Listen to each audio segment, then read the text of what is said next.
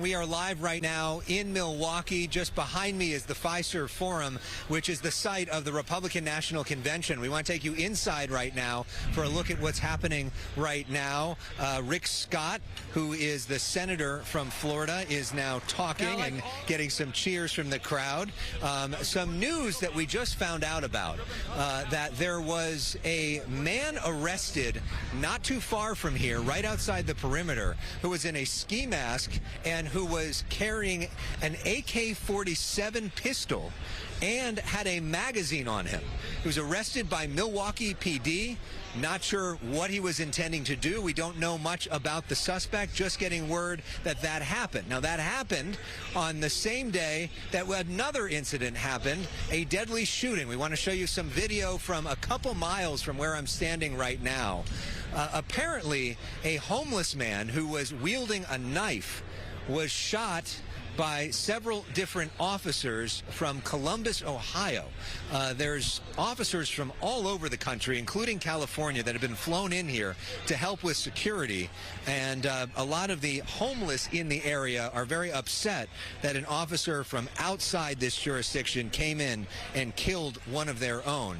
Obviously, tensions are heightened by that assassination attempt on former President Trump from just a few days ago. We've got some video of that incident. We don't have much news today in terms of a motive for the suspect. We do have some news, though, when it comes to Iran.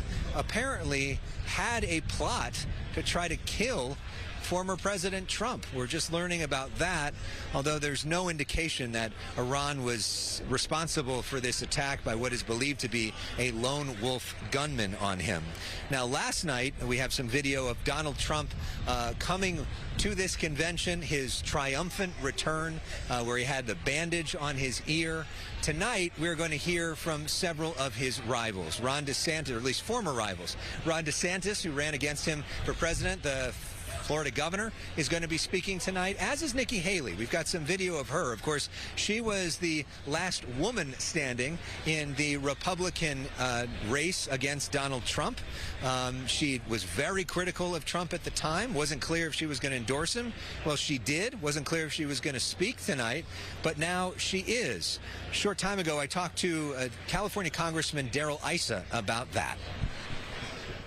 She is really good, and she's a crowd pleaser, and a lot of people know that she's an integral part of this party and this party's future. And so I think the important thing is she's here to make a primetime address, and it says a lot about the president's inclusiveness. So both Haley and DeSantis expected to speak within this hour. Marco Rubio, the Florida senator, expected to speak next hour. Marla Christine, he was on the VP shortlist.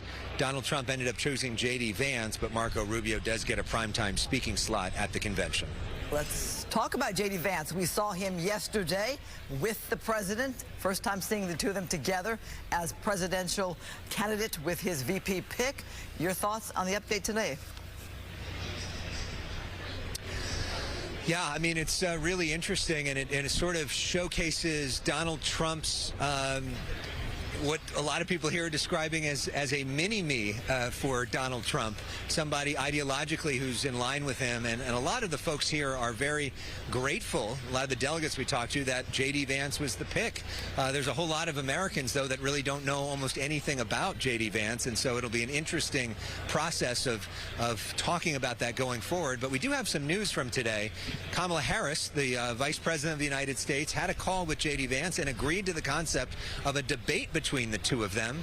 There were some initial talks that would happen on CBS News in September. We'll see if that's where they end up doing it. But there will be a Harris-Vance debate in the months ahead.